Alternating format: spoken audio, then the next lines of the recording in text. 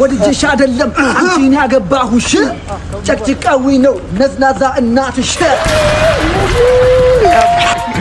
በጣም አፍራለሁ ብዬ ስጠራ ባሌ እስኪ ታጠበው የእግርህን ሙጀሌ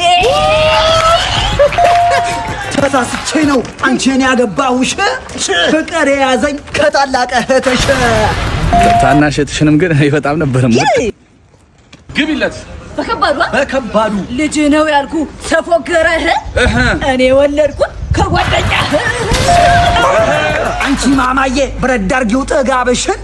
ከቱርክ አይደለም ወይ የገዛሽው ቂጥሽን አዲሷ ሚስት ማነው የረገማት እንዴት ቻለችው የአፍህን ግማት